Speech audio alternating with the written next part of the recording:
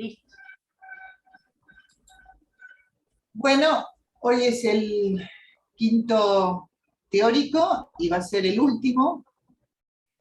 Buenas tardes a todas. Por ahora somos todas mujeres, por lo tanto, únicamente voy a usar el femenino, y si sube algún varón, va a Levante la mano. Va a bancarse el femenino, como nosotras nos hemos bancado el masculino durante años. Bueno, chistes van, chistes vienen, comenzamos el último encuentro. En realidad el último encuentro tendría que ser el 22, pero como el 22 es feriado, tendríamos que pasarlo al 29 y la verdad ya se hace muy largo, ¿no? Ya estaríamos casi en diciembre para hacer esto. Hay muchas preguntas sobre los prácticos, las vamos a responder al final para no quitarle ahora tiempo a la grabación que va a empezar, que ya empezó. Hoy vamos a ver dos temas que son fundamentales, también como todos los otros que hemos estado viendo, que es la planificación y los conceptos de educación popular. Lilian, Hilda y yo vamos a estar, como siempre, comandando este teórico, pero hoy toda la cuestión técnica está a cargo de Bárbara Naveira, a quien le agradecemos infinitamente. En este final se ha sumado ella porque Vicky no podía, así que gracias Barbie por estar ahí, darnos una mano en la tecnología. Y bueno, Lilian, es todo. ¿Podemos silenciar? Hay alguien que tiene un micrófono abierto y hay como una calle con bocinazos. Ahora, ahí estamos. Bueno, la idea de hoy era, de mi parte, uno de los últimos temas educativos que tiene que ver con la planificación. Si querés ir poniendo la primera, Bárbara. Va a ser cortito, así que...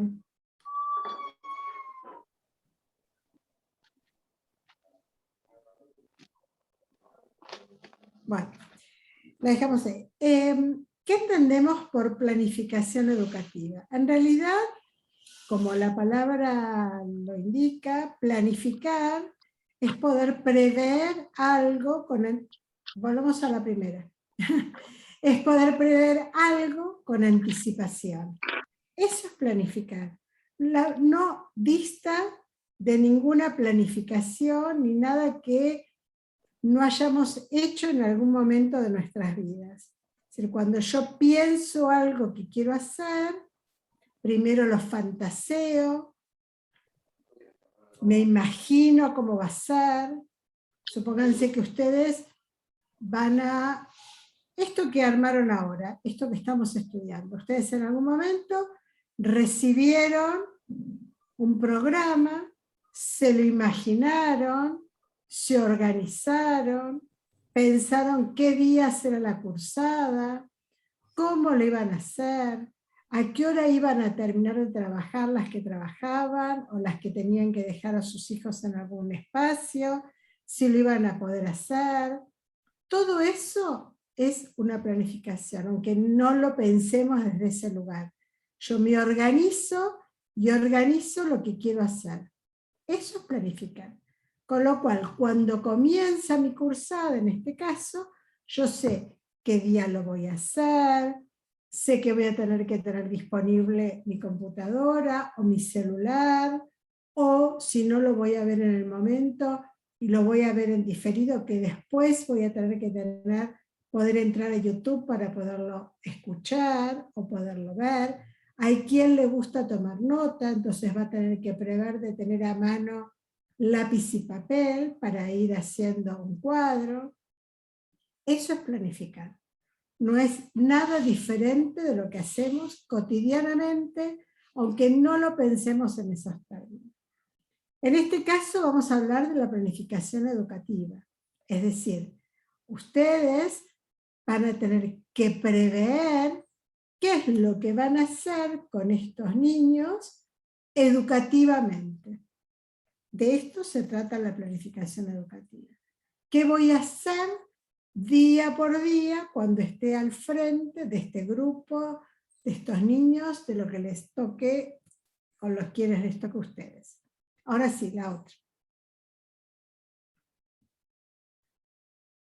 Y ahí les dice que es un proceso, entonces, la planificación, en este caso, que estamos hablando de planificación educativa, es un proceso educativo porque tiende a la educación. De cualquier modo, no. Tiene que ver con un sentido. Es decir, que yo tengo que pensar qué es lo que quiero lograr, por lo tanto, en función de esto, qué es lo que quiero que estos niños aprendan. Y en función de esto, eso va a ser el sentido. En función de esto, yo voy a hacer la planificación. ¿Para qué? Va a ser el significado. Y va a tener que tener una continuidad. ¿Qué significa esto? Cuando yo planifico, planifico para hoy.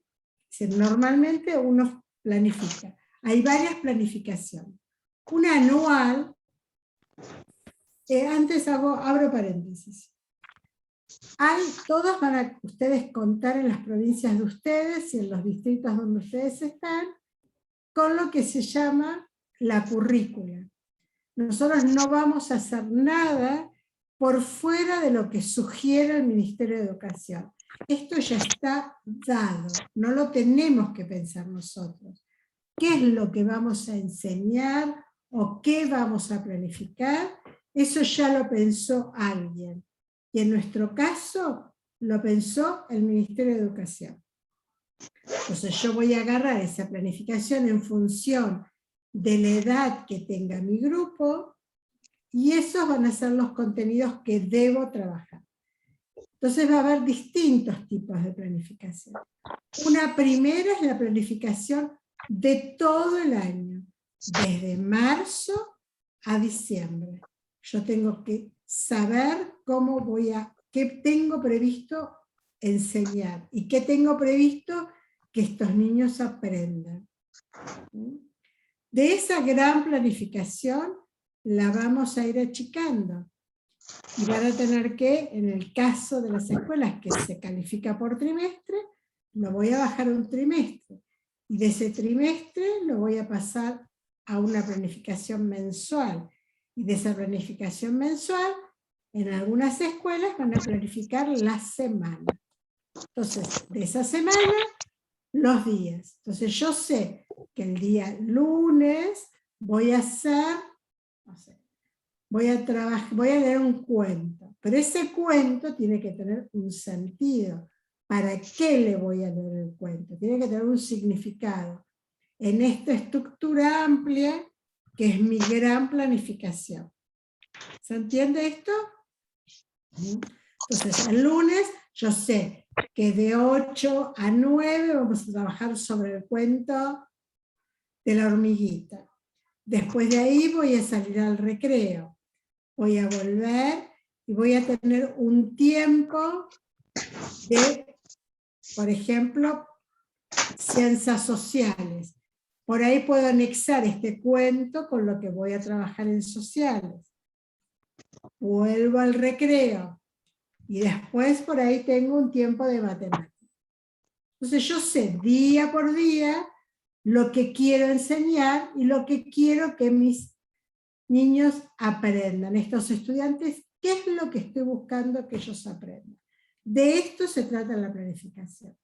Al principio es medio árido, porque me tengo que poner a pensarlo. Pero lo importante de planificar, ¿me pasás la otra? Perdón.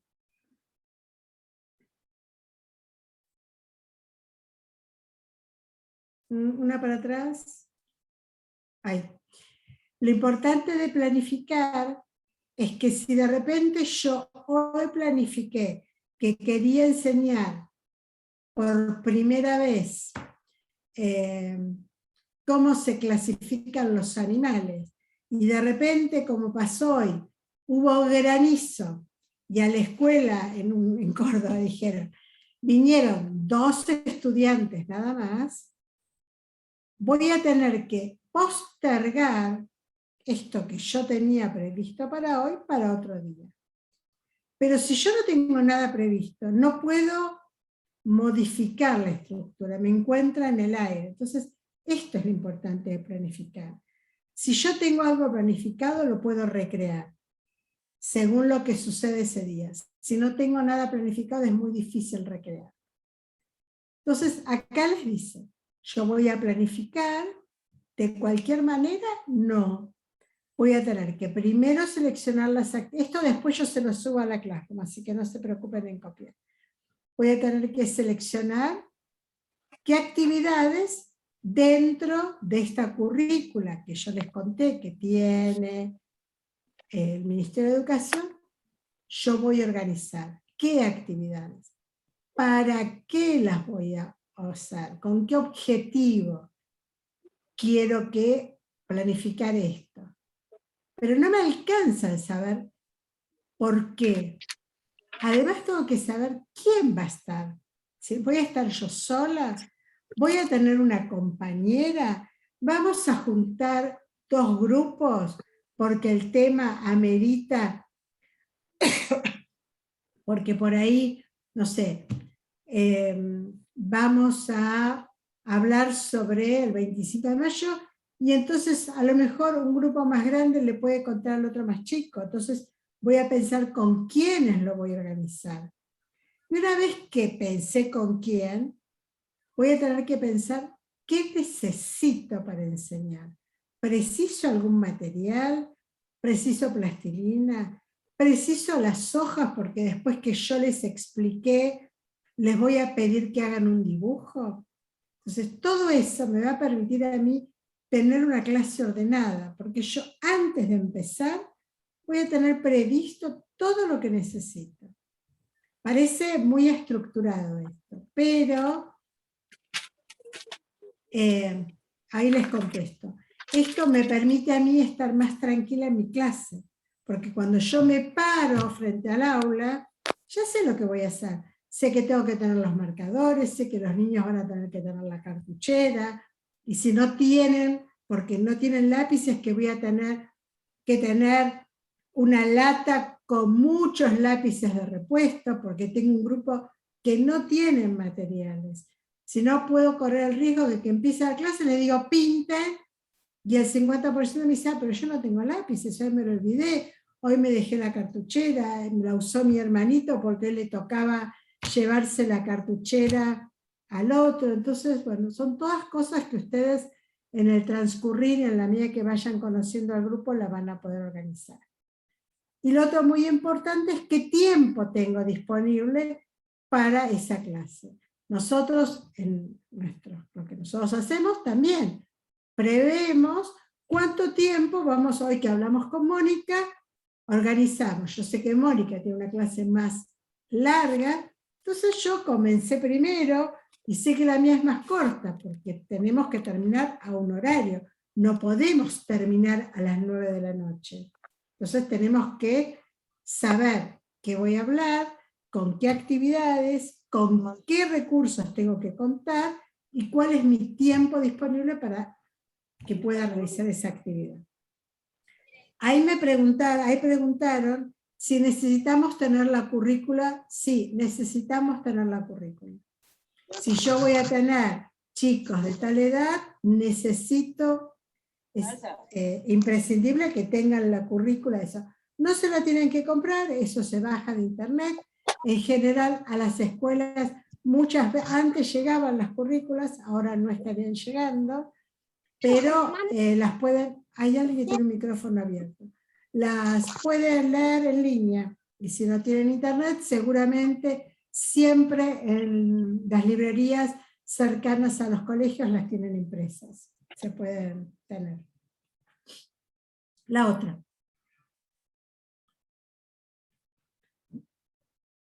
Hola. Ahí está. Bueno, entonces repetimos acá lo que decíamos. Entonces, la planificación, ¿qué es lo que me permite? Claro, no, a ver, ahora vemos lo del diseño. Vale. La planificación me permite prever todo lo que yo necesito. Y es fundamental porque tiene que ver con mi accionar educativo. Si no, no lo puedo prever. Es lo que hay, acá alguien pregunta, ¿es lo que se llama diseño? Sí, es lo que se llama el diseño, que además esto viene también en algunos lugares, los van a encontrar como núcleos de aprendizajes prioritarios, los famosos NAP. Dentro del diseño hay algunos contenidos que ya el ministerio nos dice son los más importantes. Casi no tenemos ni que pensar. Lo que tenemos que pensar es cómo vamos a hacer las cosas, con qué actividades, cómo voy a organizar mi clase. El resto ya lo pensó el Ministerio de Educación. Nosotros lo único que vamos a hacer es dar la clase y ver cómo se lo vamos a enseñar. Así que no es poca cosa. Pero el resto ya está todo pensado. Yo lo agarro, lo bajo y lo que hago es organizo cómo lo voy a enseñar para que este niño aprenda.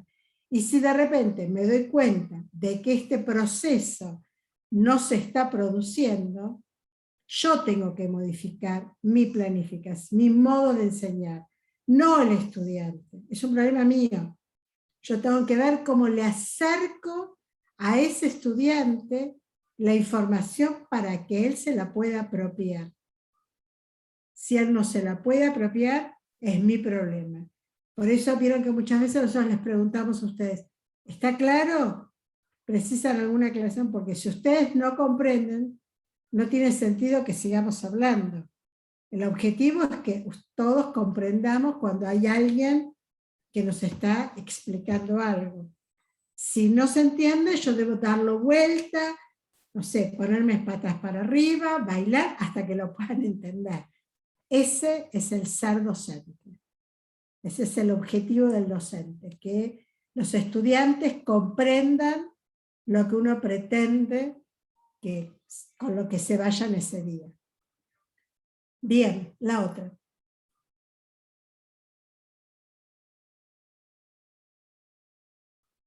Y esto a mí me parece muy importante. No es algo mágico y fuera de contexto la planificación educativa.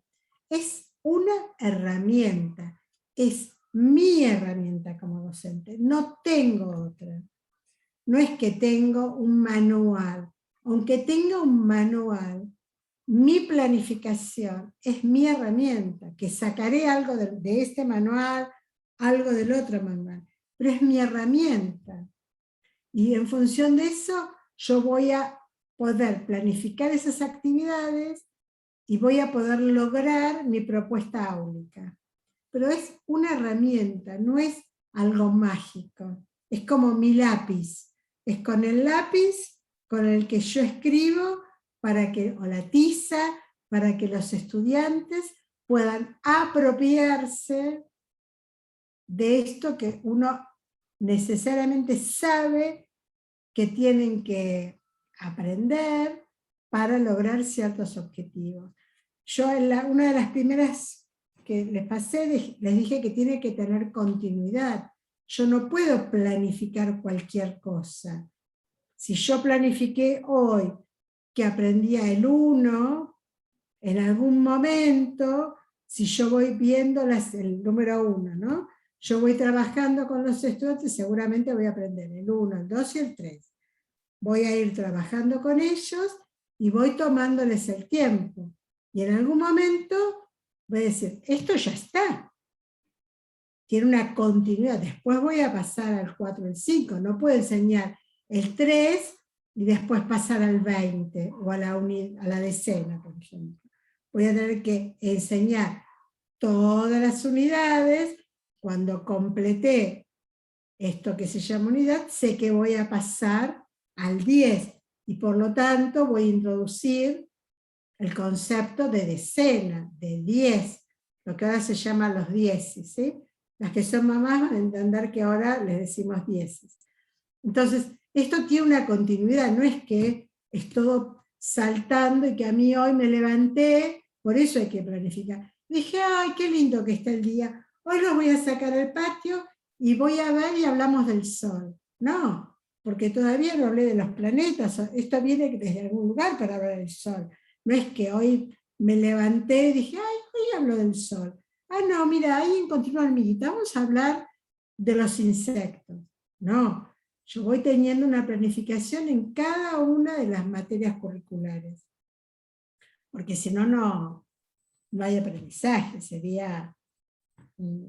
Inclusive en aquellos lugares donde se trabaja con otro tipo de currícula, como por ejemplo, bueno, algunos habrán escuchado nombrar las escuelas Waldorf o tipo escuelas Montessori que trabajan con lo espontáneo.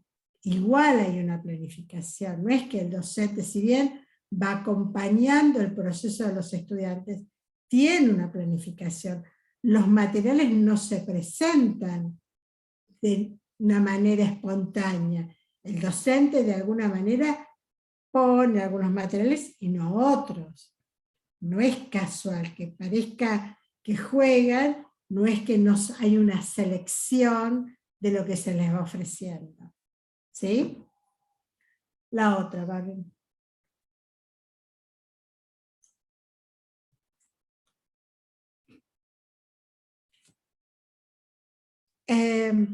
Bueno, yo les había dicho esto de la posibilidad de poder recrear, es decir, que cuando nosotros le llamamos situación de enseñanza-aprendizaje, ¿sí?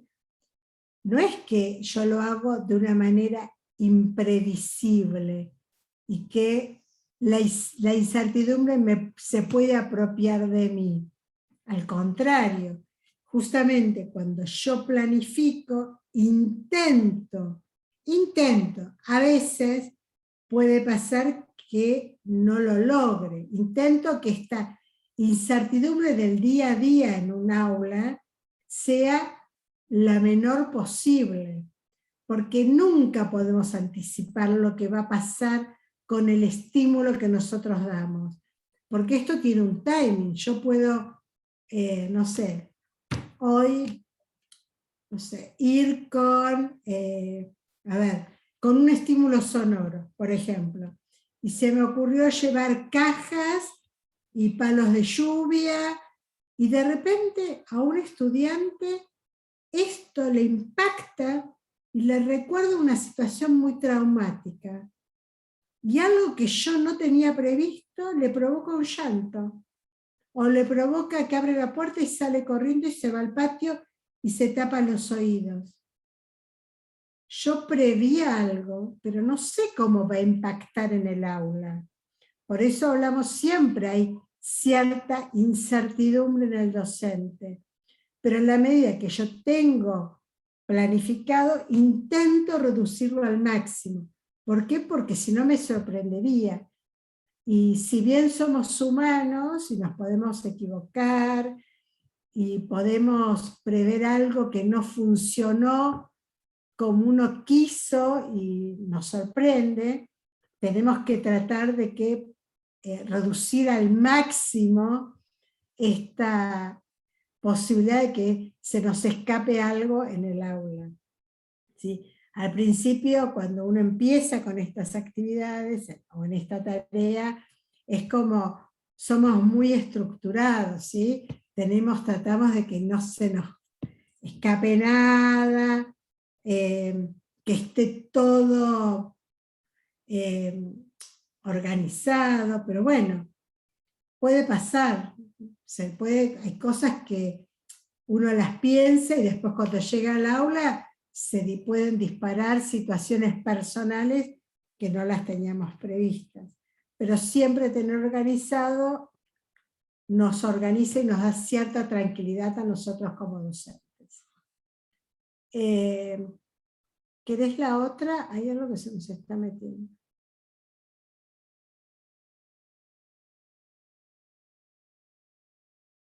Vuelvo a repetirles esto, que la planificación, mira, se mezcló con otra. La planificación es un instrumento, no es ni el objetivo, ni es el fin en sí mismo. Es un instrumento que para nosotros es el fundamental, poder organizarme, poder pensar y que no me sorprenda la situación.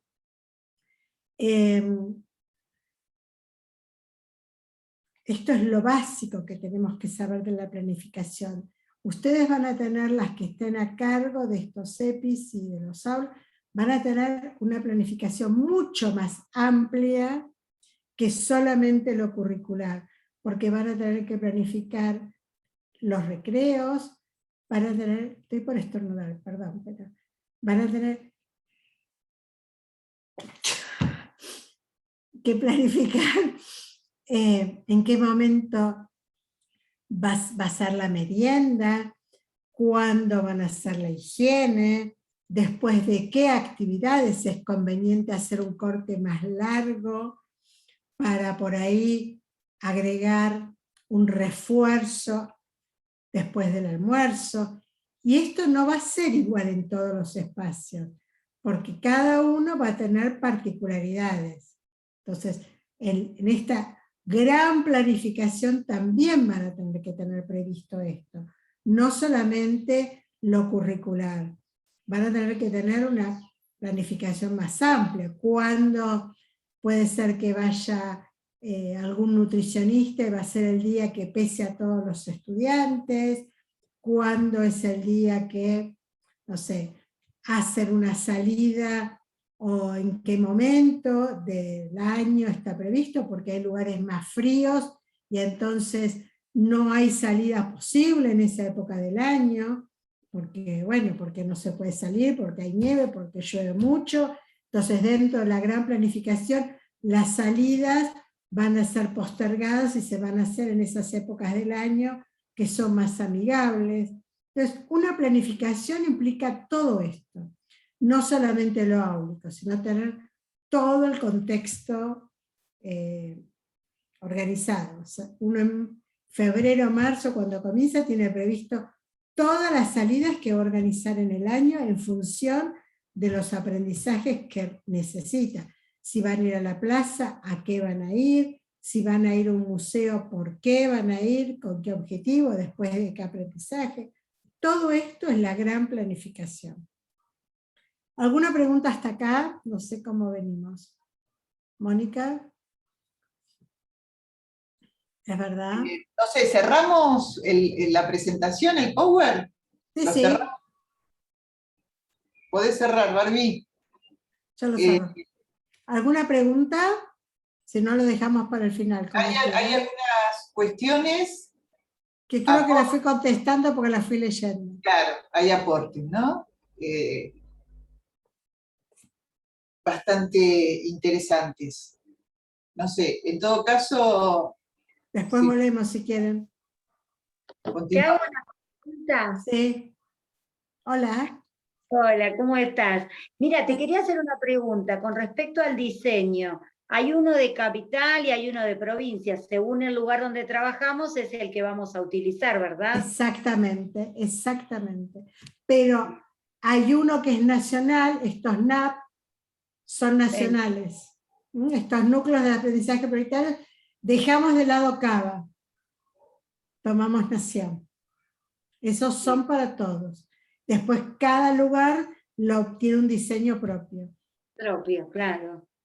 Y claro. eso lo tienen que, por eso decía, en general está cerca de las librerías, cerca de las escuelas. Sí, sí, sí. Y las actividades de crianza también serían las que irían dentro de la planificación, esto que nos explicaba recién. Todas. Bien. Por eso, yo los doy como una situación áulica más general, pero después cada uno en función del grupo que les toca van a bajar estas actividades de crianza. Si tienen, no sé, van a estar trabajando en sala de 2, uno de los objetivos, año y medio, 2, se van a plantear todo lo que tiene que ver con control de esfínteres, independencia en la comida, independencia en la higiene, todo lo que ustedes en ese momento van a requerir. Claro, según la franja etaria es cómo vamos a acomodar. Y no solamente según la franja, sino también según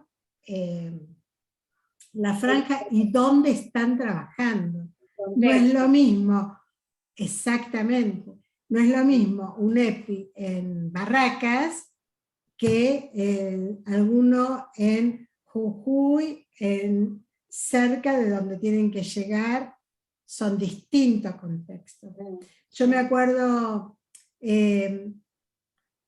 en un momento, yo no trabajo muy lejos, trabajo en Pacheco, así que no es que, pero hay una zona que es una zona como más carenciada. Y un día yo voy al jardín, yo iba una maestra integradora, y digo, che, acá las mamás los tiñen a los chicos, eran todos rubios. Y entonces me explican, no había agua, no hay agua en las casas, había una canilla en un barrio donde iban a sacar agua, y esa agua estaba contaminada. Como esos chicos se bañaban con esa agua, estaban todos con los cabellos decolorados por el agua. No es que las mamás los tenían. Para mí fue como, ustedes, y entonces en la escuela habían conseguido, es más, es una escuela que ahora tiene, la construyeron, el grupo de gente recibían bidones y bidones de agua para cocinar y darles de beber a los chicos, porque en sus casas consumían esa agua totalmente contaminada. Yo bruta dije, los tiñan a todos los chicos, porque no había detectado que en realidad su cabello estaba decolorado por el agua que consumían, en ese lugar que estaba totalmente contaminada. Entonces, en este contexto hay que trabajar de modo diferente. Vos planificás lavarse los dientes, o lavarse las manos antes de irse a dormir, y no hay una canilla dentro de la casilla donde pueda accionar y lavarse las manos antes de irse a dormir. Vas a tener que enseñar cómo se lava con un vasito de agua y operativizar de otra manera. Porque el hábito seguramente también lo vas a poder enseñar. Sí. Pero, Sí, o si armo una actividad al suelo, una cosa es suelo, una cosa si es tierra. Por ahí, claro, estas cuestiones, estar atento al planificar. seguro. Perdón, Bettina, ahí preguntan, Gabriela pregunta cómo integramos la discapacidad.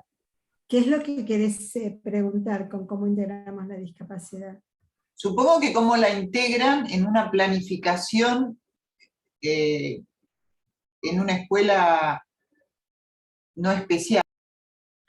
Normalmente, si hay algún estudiante con discapacidad, seguramente hay una escuela, si el papá trabaja, puede recurrir a otros espacios, pero hay una escuela, lo que se llaman las escuelas 500, que se arma un proyecto de inclusión, se llama una propuesta de inclusión, que la arma esa escuela, y va un docente que acompaña el proceso de inclusión, y es quien adecúa las actividades para ese estudiante.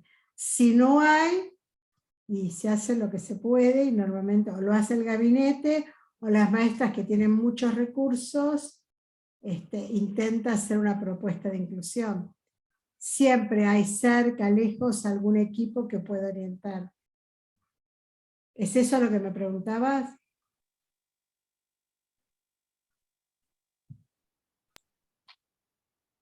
Gabriela no.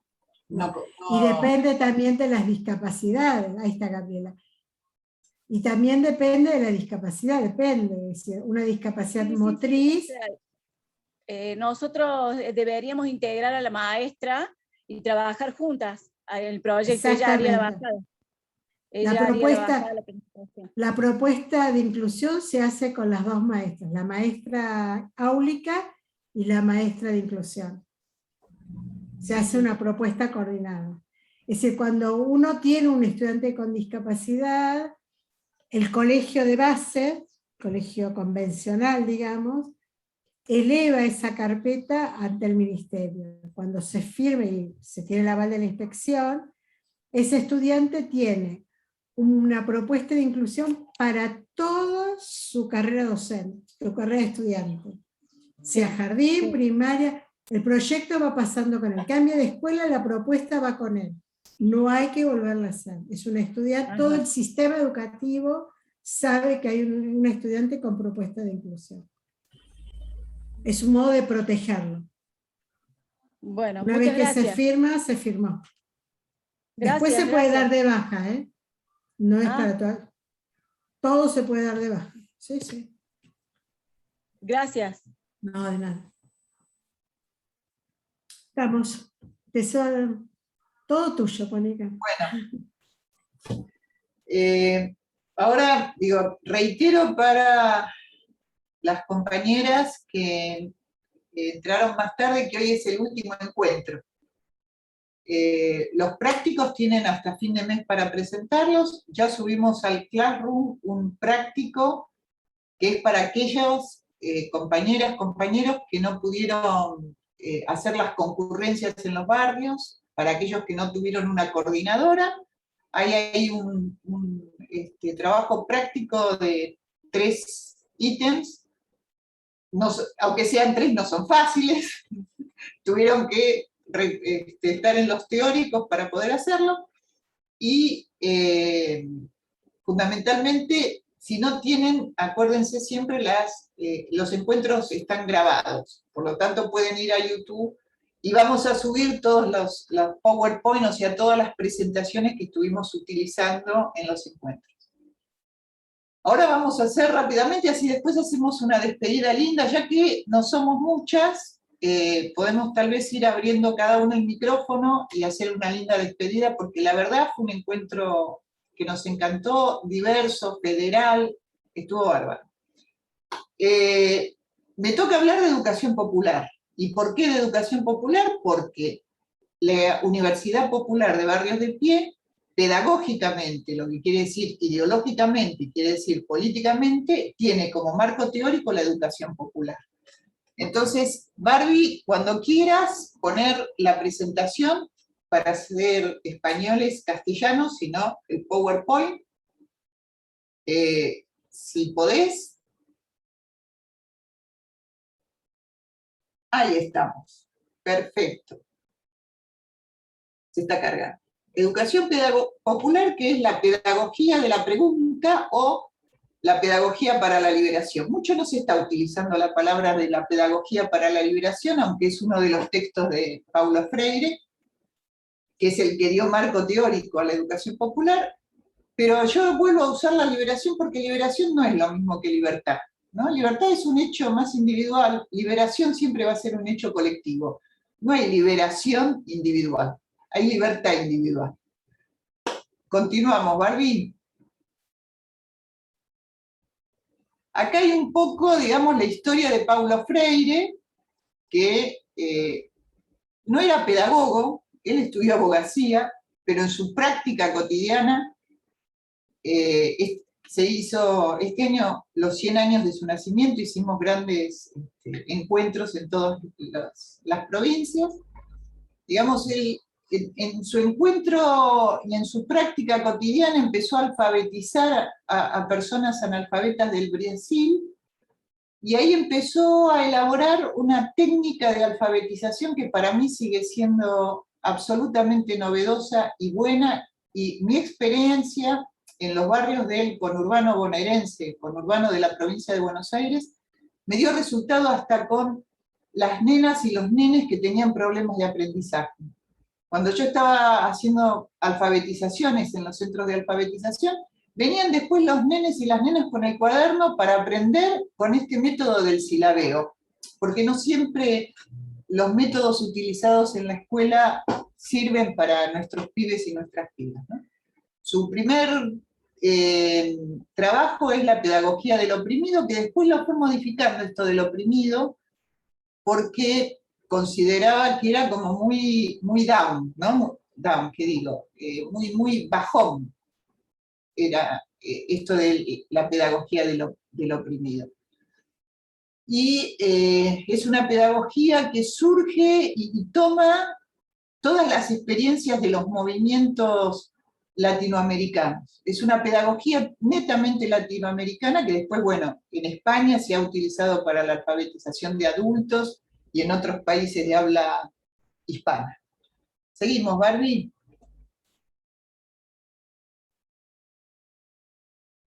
Bueno, la educación popular es una pedagogía que entiende que el proceso de aprendizaje es una construcción de conocimiento, ¿no? Y en esa construcción de conocimiento tiene que haber una transformación de la realidad.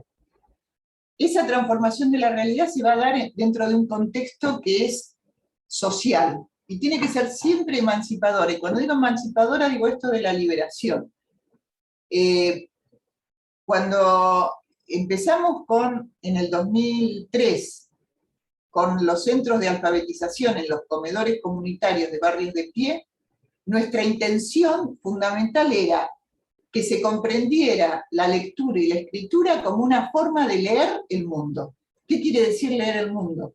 Comprender las relaciones económicas y las relaciones de poder, y comprender que si alguien es pobre, no es porque es tarado, no es porque no, sino porque hay un sistema económico y político que necesita que haya pobres y que haya ricos, donde el reparto de la riqueza no está bien, la distribución de la riqueza no es la correcta. Esa sería la última comprensión para poder transformar el mundo, ¿no? Para poder transformar la realidad de cada barrio. Y hacer de cada uno de nosotros sujetos políticos, no en cuanto a partido político, no hablamos de partidos políticos, hablamos de sujetos políticos como personas que van a actuar sobre la realidad para transformarla, pero con otros y con otras, nunca en soledad. ¿Seguimos, Barbie?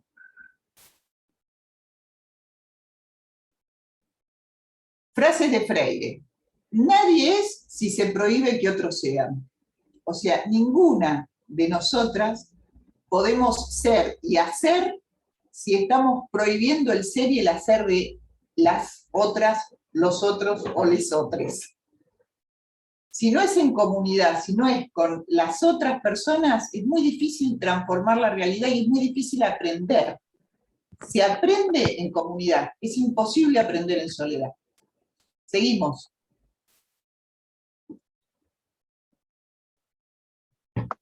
Y por educación popular entendemos una amplia gama de procesos, desarrollos, de distintas prácticas educativas, que se dio mucho sobre todo en los pueblos originarios, donde estaba lo que Freire llamaba el diálogo de saberes, ¿no? Donde hay un intercambio de lo que yo sé más lo que vos sabés, y así podemos saber.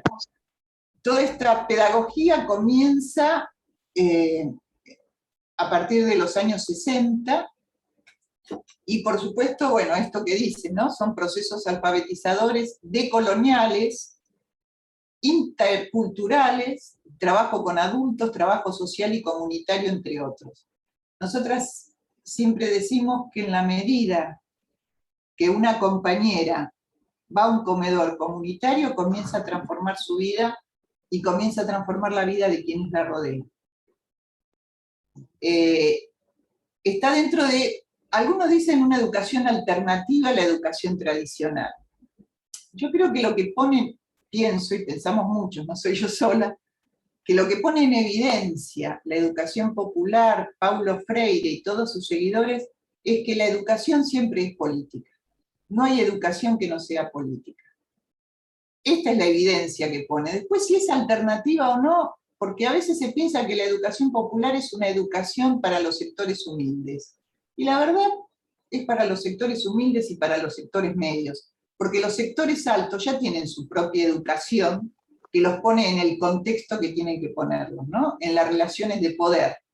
Los que tienen mucha plata van a escuelas especiales en las cuales se les sigue reproduciendo esta relación donde ellos van a ser los poderosos de la sociedad. Por eso decimos que siempre es política la educación. Si no se entiende, vayan escribiendo, ¿eh? Continuamos, Barbie.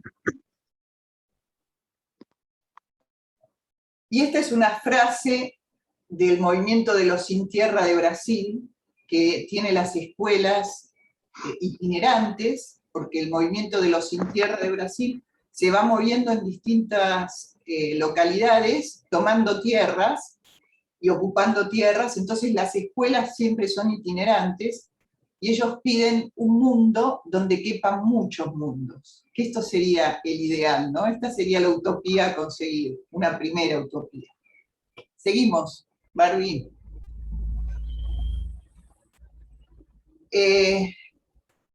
Y acá viene lo de esperanzar, que tanto trabajamos desde el movimiento y desde la Universidad Popular, porque Freire propone una lectura crítica del mundo que no genere desesperanza, que no genere esta postura de que nada puede ser modificado, de que si nací pobre voy a ser pobre toda la vida, de que las cosas se pueden modificar, pero siempre en un colectivo.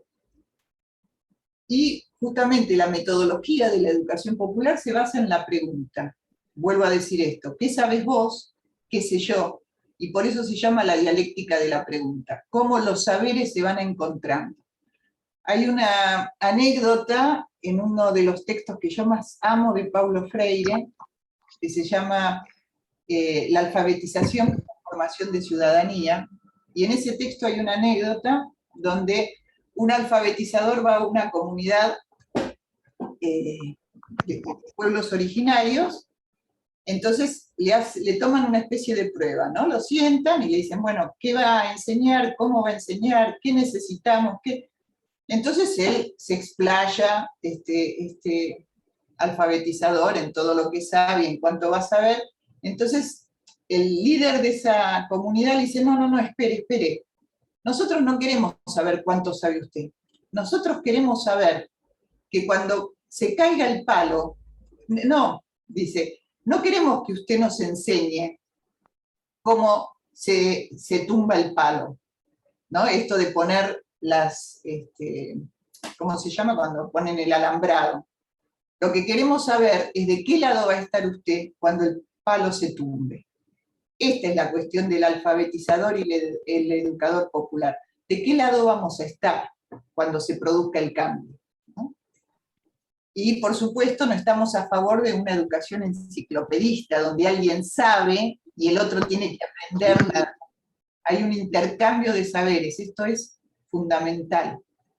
Seguimos, Barbie. Voy muy rápido, avisen. Otra frase de Paulo Freire. La educación no cambia al mundo, cambia a las personas que van a cambiar al mundo. Esta es otra cuestión. Es muy fácil escuchar a todos los candidatos decir que la sociedad se cambia con más educación. ¿Qué educación? ¿No? Habría que preguntarles, ¿qué educación? La educación de los que dicen más horas, o también poner más plata en educación. ¿Qué es lo que va a cambiar el mundo? ¿Únicamente la educación?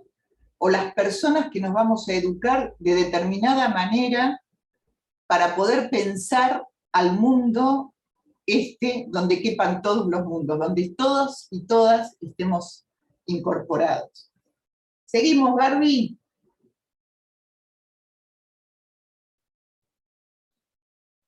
Bueno, algunos conceptos básicos que los voy a leer. Las voy a aburrir, pero los voy a leer porque si no me voy a olvidar.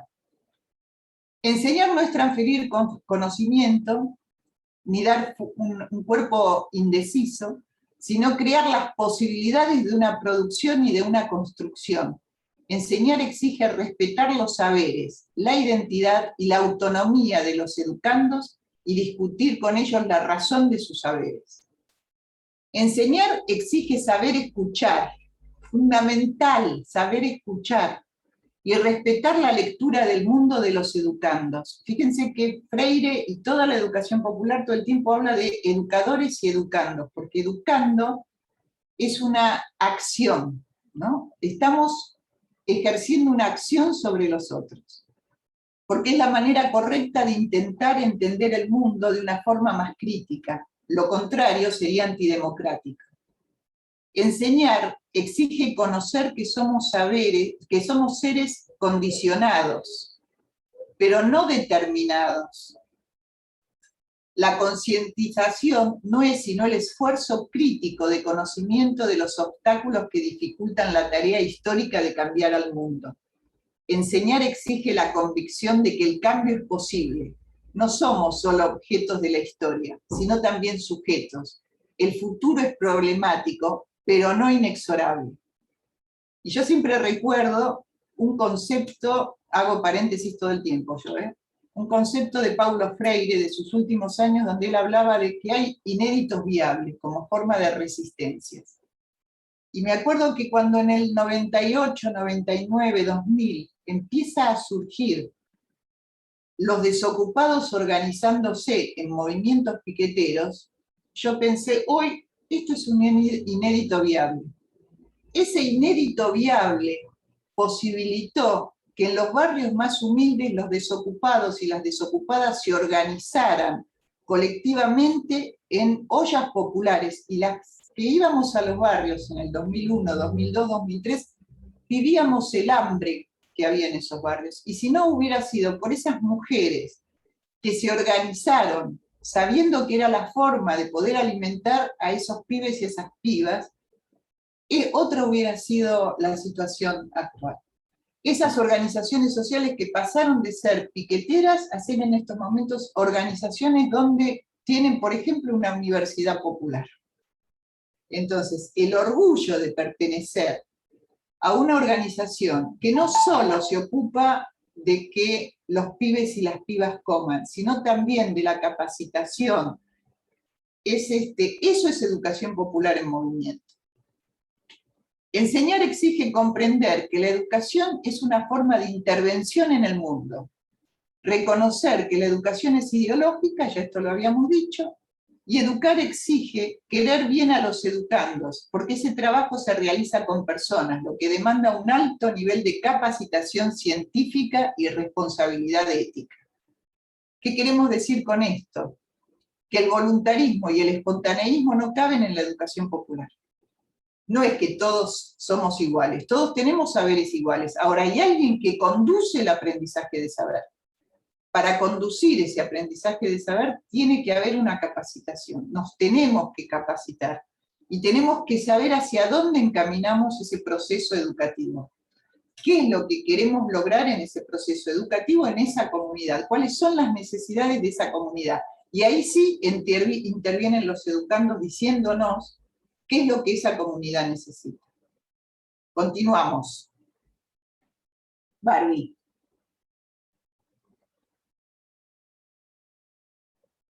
El hombre, todas frases de Freire, el hombre transformando al mundo, sufre los efectos de su propia transformación, decía Paulo Freire. Y seguimos, porque me parece que estoy hablando demasiado y me parece que todo se está poniendo aburrido. Me fijé la hora. Vamos a hacer un análisis que nos permita profundizar los aspectos más pedagógicos y más teóricos de la pedagogía de Freire, ¿no? Esto de que acá, bueno, hice esta lámina, o filmina, como dice Alberto Fernández, hice esta filmina, y reitero un poco lo que ya hablamos, de la cuestión de la esperanza. Es fundamental la esperanza. Había una persona que decía que los pueblos tristes son más fáciles de someter que los pueblos alegres. Así que pongámosle alegría y esperanza a la vida.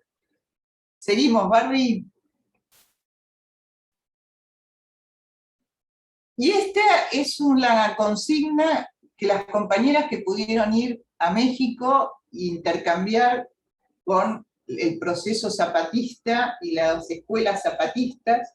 La consigna de las escuelas zapatistas es: solo entre todos sabemos todo. Lo actualizamos y ahora decimos: solo entre todos sabemos todo. No hay nadie que tenga un saber absoluto, absolutamente nadie.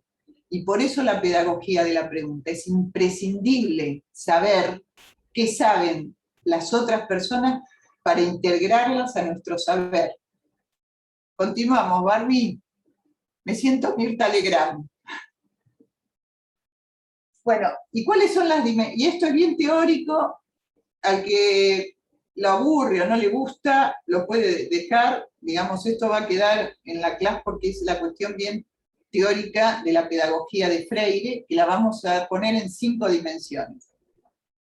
La dimensión axiológica, que son los principales objetivos de la educación, que es la transformación del mundo desigual en un mundo un poco más ético, más solidario, en un mundo más lindo, ¿no?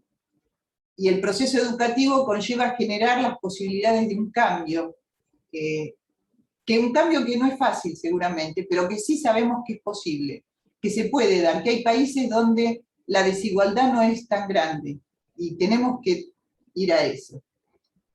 Después la dimensión dialógica, que es como Freire muestra que el diálogo es la condición indispensable para la humanización del mundo, ¿no? Hablamos a veces que en la política no se escuchan, que los políticos discuten entre ellos. Bueno, ¿cómo logramos escuchar, aprender a escuchar qué nos dicen esos pibes y esas pibas, o esos adultos o adultas que se están alfabetizando? ¿Qué sienten? ¿Por dónde pasa sus vidas? Esta concepción dialógica es en sí la esencia del intercambio intercultural, ¿no? Yo recuerdo, en la década del 70 yo fui alfabetizadora. Hubo un plan de alfabetización en el país muy interesante que llevó adelante Tayana, que era el ministro, y que vino Paulo Freire a capacitarnos, en 2 jornadas a capacitarnos. Y a mí me tocó ir a una comunidad en el Chaco, en Sáenz Peña, una comunidad Cuom. En ese momento se les decía tobas. Se les decía tobas, ellos no se decían a sí mismos tobas. Y era muy increíble cómo había construido la dictadura militar una hermosa escuela, impresionante, pero que ningún pibe y ninguna piba iban. ¿Por qué? Porque ninguno de los maestros hablaba Cuom. Entonces no había posibilidad de ningún tipo de que esas nenas o esos nenes fueran a esa escuela, ¿no? Esto es el intercambio intercultural, no solo con el idioma, con las costumbres también, ¿no? Bueno, y la concepción antropológica de la cultura en esto de la diversidad cultural. Seguimos, Barbie. La dimensión política, que es de lo que estuve hablando todo el tiempo, ¿no? Freire es el primero que dice, la educación es política, totalmente política. Solo nosotros lo decimos, nosotras, la educación tradicional no lo dice. La educación tradicional dice que no es política, pero la educación tradicional trata de mantener el status quo. Necesita el status quo, necesita que no se modifique nada para que siga habiendo pobres, medios y ricos, ¿no?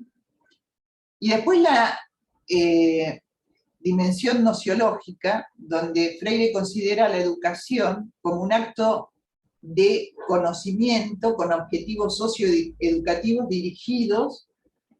Qué difícil que escribí todo esto, ahora lo leo y digo, pero qué loca que estoy, ¿cómo escribí tan difícil? Bueno, digamos, hay 2 hechos fundamentales. La educación no es neutral y la educación tiene que ser una construcción de conocimiento. La educación no es una transmisión de conocimientos, es una construcción. Entre los educandos y el educador tiene que haber una construcción nueva del conocimiento. Tiene que salir algo original, algo distinto a lo ya concebido. Esa es la politicidad y la cosa del diálogo de la educación popular. Y seguimos, Barbie. Y la dimensión metodológica. Y acá no sé por qué cambié las letras, que tiene que ver un poco con lo que hablaba hoy Lilian, ¿no? De no solo la planificación, porque tenemos que tener una muy buena planificación de la situación, sino cómo hay un conjunto coherente de principios que viene de la idea del diálogo entre profesorado y alumno, vamos a ponerlo en esos términos para que sea más claro, en el que los docentes no son los depositarios del saber y los estudiantes no son los meros receptores de ese saber, ¿no? Esta educación enciclopedista donde los chicos y las chicas se sientan, y los adultos o las adultas se sientan dándole la espalda al compañero, pero todos mirando hacia adelante, ¿no? Creo que el ejemplo más terrible es en la facultad, esas aulas donde el profesor está subido como a una tarima y habla desde ahí arriba, y todos los pibes y las pibas están sentados más abajo y dándose la espalda entre ellos, en lugar de hacer una cosa más circular, ¿no? Porque cuando uno se sienta en forma circular, permite que la palabra circule. Eso sería la dimensión metodológica. Y vamos con la última, me parece, Barbie, creo que es la última, ¿no? Sí. Y este es el mural que hicimos en la sede nacional de la Universidad Popular de Barrios de Pie, por los 100 años de Freire. Esperanzar, tener la esperanza de que se puede cambiar la realidad, de que se puede mejorar la realidad, comprender la realidad para poder transformarla. Si no comprendemos la realidad en la que vivimos, nunca nos va a interesar transformarla. Este mural tan hermoso que llevó tanto tiempo, tanto esfuerzo y tanta plata, algunos nos lo escracharon y escribieron frases horribles, creyendo que esa imagen no es Paulo Freire, sino Carlos Marx. Entonces pusieron cosas como marxistas, mata gay, y lo volvimos a arreglar y lo volvieron a pintar. Por lo tanto, ahora estamos pensando qué hacer con ese hermoso mural, que nos queda este recuerdo del día que lo inauguramos, y que se fue reproduciendo en muchas provincias. Bueno, hasta ahí esto creo que si no comprendemos la realidad no la podemos transformar. Hasta ahí hemos llegado. No sé si hay preguntas. Si no hay preguntas, podemos ir despidiéndonos o pregunten sobre lo que quieran, sobre los prácticos que estaban preguntando antes. Pueden abrir el micrófono. Cada una tiene la capacidad en estos momentos de abrir el micrófono, de preguntar lo que quieran, o de los trabajos prácticos, o despedirnos, porque hoy es el último encuentro, veremos el año que viene cómo seguimos.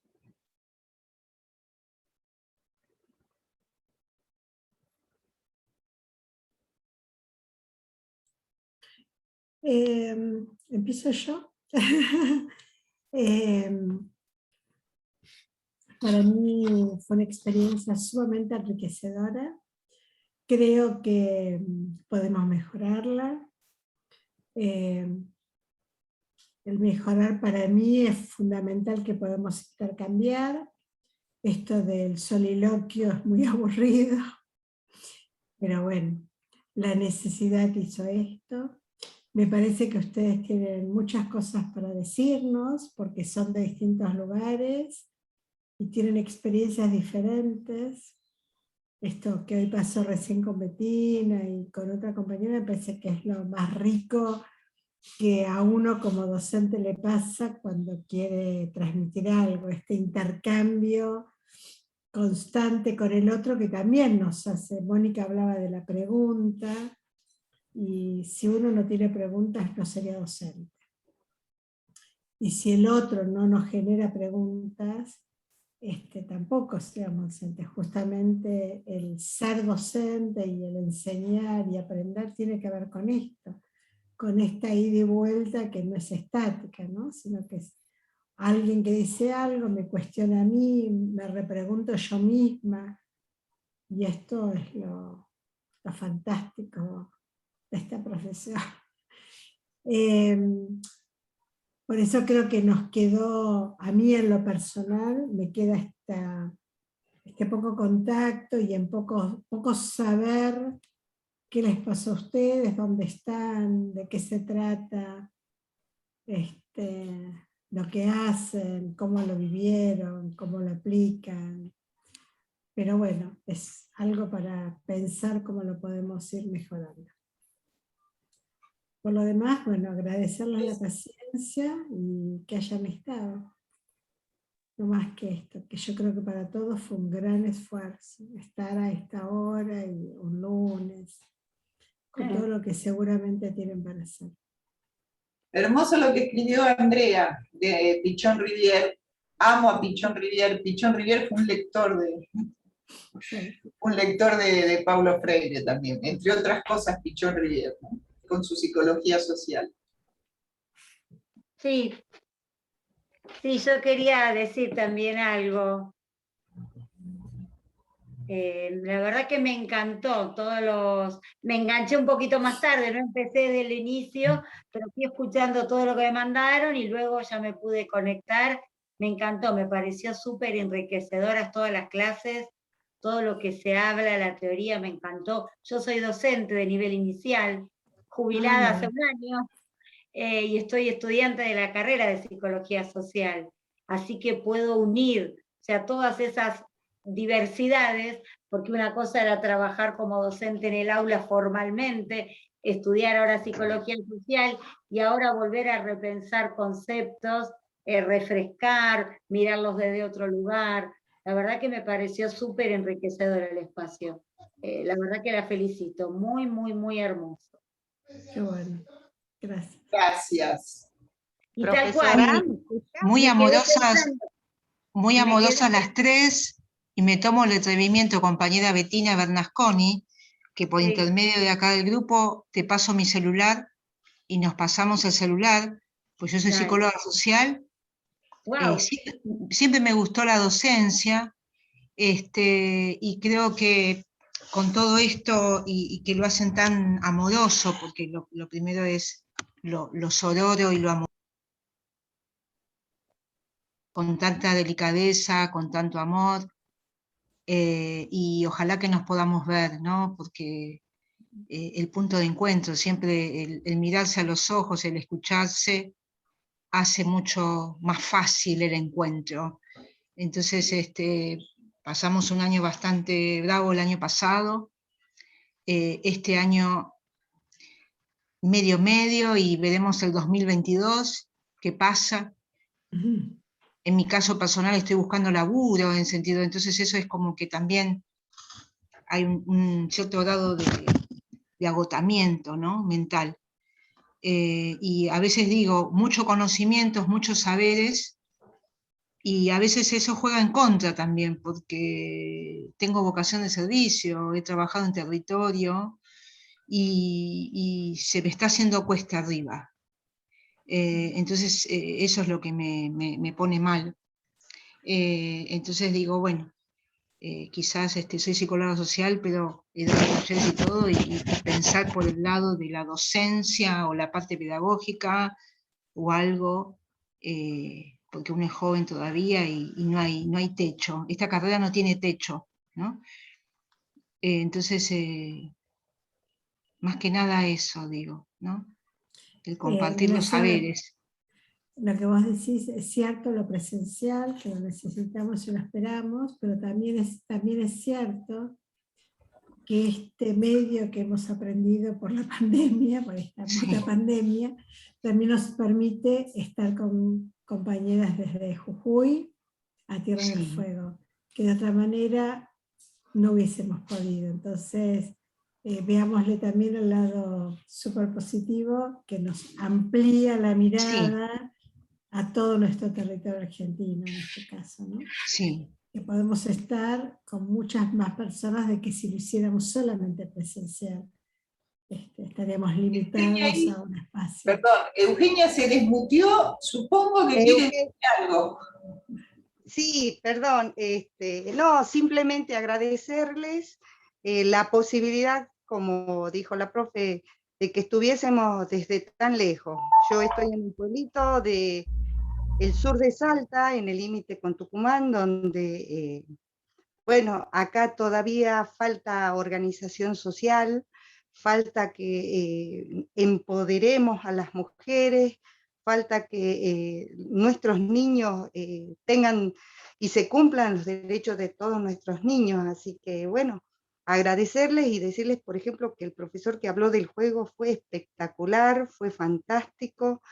Y bueno, más que eso, agradecer esta posibilidad que, bueno, el contacto es mucho mejor cuando es presencial, pero desde el interior, desde la Argentina profunda, encantados con esto. con esta capacitación. Soy docente, soy animadora sociocultural, así que seguidora de Freire, pero me encantó este curso, me dejó muchas cosas muy positivas.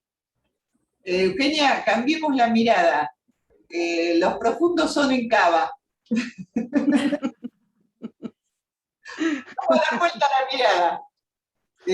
No son la Argentina profunda, son la Argentina. La profunda es Cava.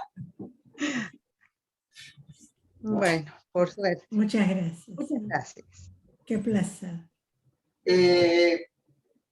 No sé, si no, digo, para que quede claro, hay dos formas de recibir el diploma, digamos, que es lo más lindo cuando hacemos las fiestas de los diplomas, para, digamos, acreditar esta capacitación. Una es las que concurrieron a los barrios, hicieron la capacitación, tienen los 5 trabajos prácticos para hacer. Las que no pudieron organizarse, digo, tenemos compañeras de, no sé, Eugenia, vos que estás en un pueblo, tal vez no tengas cómo hacer las prácticas, o hay compañeras de Ushuaia que también decían lo mismo, hay compañeras de, bueno, de distintos lugares que les pasaba eso. Subimos ayer un trabajo práctico que dice trabajo práctico CUEX, que es para aquellas compañeras o compañeros que no pudieron concurrir.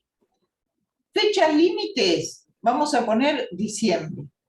El primer lunes de diciembre, que es, ya les digo, el miércoles 1 de diciembre, sería el 6. El primer lunes de diciembre es el 6. Tienen que estar todos los trabajos entregados en el Classroom.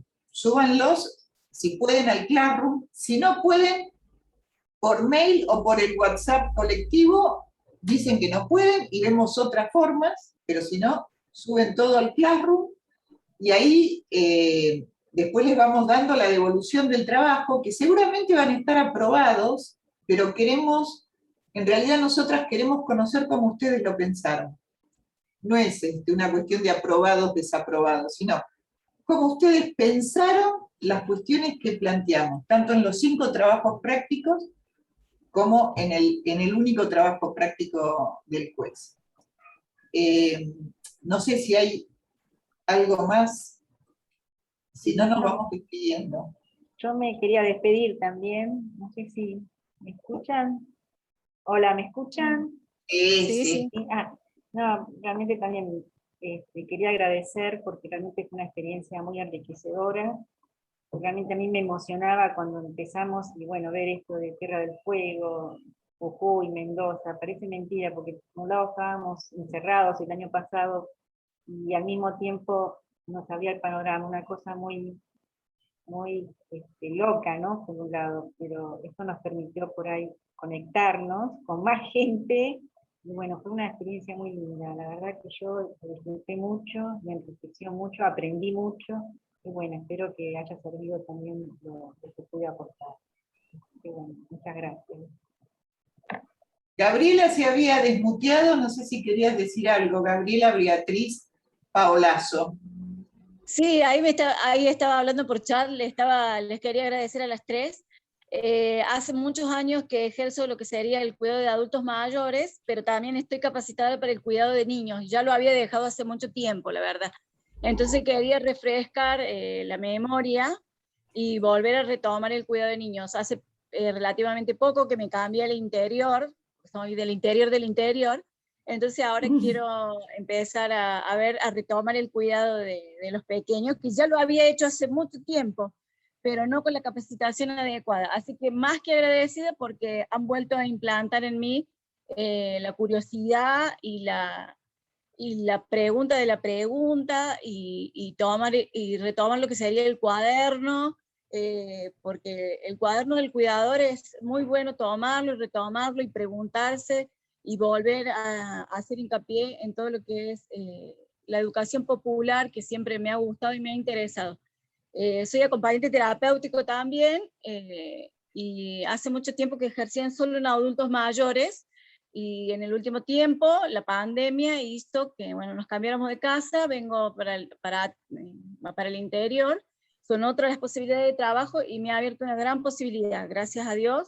Muchísimas gracias, profesora, y lo que más me han dejado es muchos cariños, y lo que más me gustó es volvernos a preguntar y repreguntar, y poder compartir con otros los saberes, y retomar los cuadernos de cuidado, sobre todo.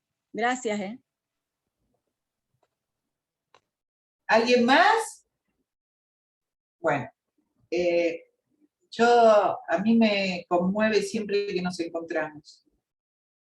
Estoy agradecida, dice Paula, por todo lo aprendido. Mi pregunta es, ¿en qué queda este aprendizaje? Porque las mujeres necesitamos trabajar. ¿Este curso nos sirve para trabajar? Obviamente. En todas las provincias se van a abrir EPIs, que son los espacios de primera infancia, se tienen que poner en contacto.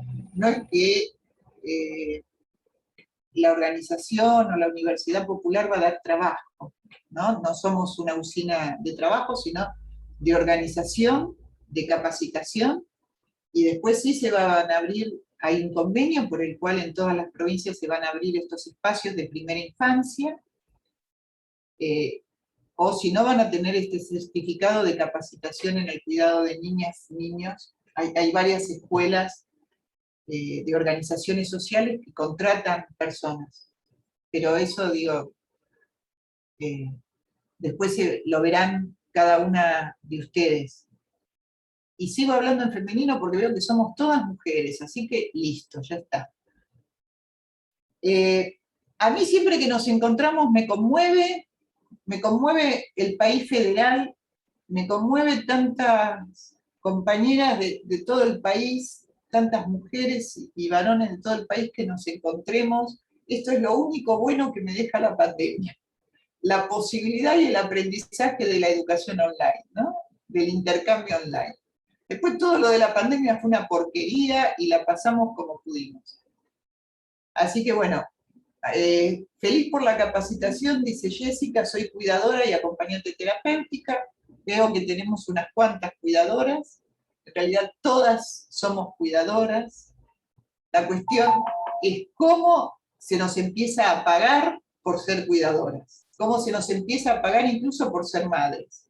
Yo me acuerdo una vez que me capacité con unos compañeros de una organización en Paraguay que nos preguntaban a todas las que estábamos ahí, ¿cuántas horas de trabajo lleva la educación de un trabajador o de una trabajadora?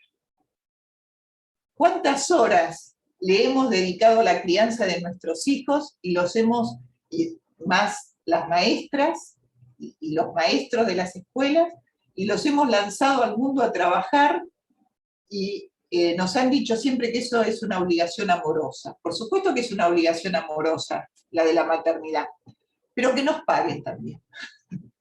Porque hay un montón de mujeres que se han quedado criando hijos, después han sido abandonadas por sus maridos, han sido dejadas, han sido olvidadas, vamos a poner los adjetivos más horribles, aunque no es eso, y tuvieron que arreglárselas como podían, ¿no? Entonces necesitamos que el Estado reconozca el esfuerzo que las mujeres hemos hecho criando trabajadores y trabajadoras. Ese sería, hay muchos países donde la renta, donde la riqueza se distribuye de una forma un poco más equitativa, donde a las mujeres por criar a sus hijos se les paga. Y no estaría mal. Pensémoslo, digo, podemos organizar una movida, ¿no? Páguennos por criar a los hijos. Hay que buscar una consigna para eso. Bueno, acá dice Julieta, eso que llaman amor es trabajo no pago. Es una de las consignas de las cuidadoras. Sí, Julieta, vamos. Eso es esperanzar. Eso es cambiar la realidad. Eso es cambiar, transformar el mundo. ¿Algo más, chicas? Si no, nos vamos despidiendo. ¿Nos podrías compartir tu mail? Sí, ya mismo lo escribo. Ahí les mando mi mail. Lo estoy escribiendo, si alguien quiere hablar. Uy, ¿qué hice? El mail de las 3 están pidiendo, chicas. Así que escriban los suyos. Ahí fue el mío.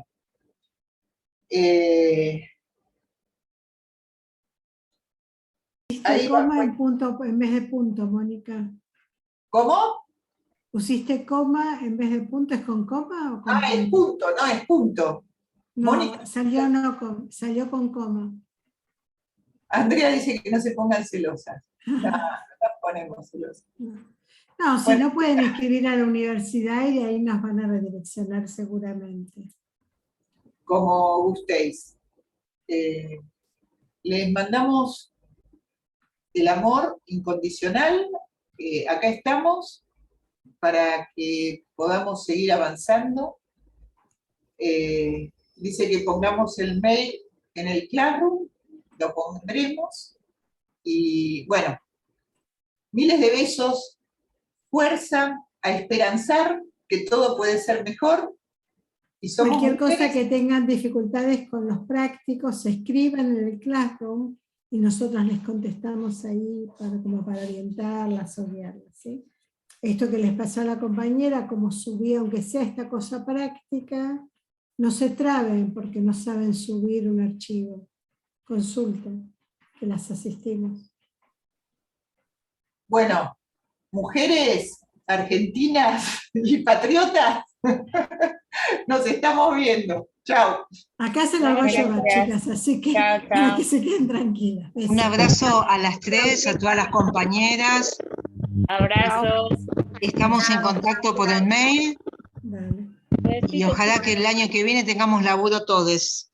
Ojalá. Ojalá Dios te escuche.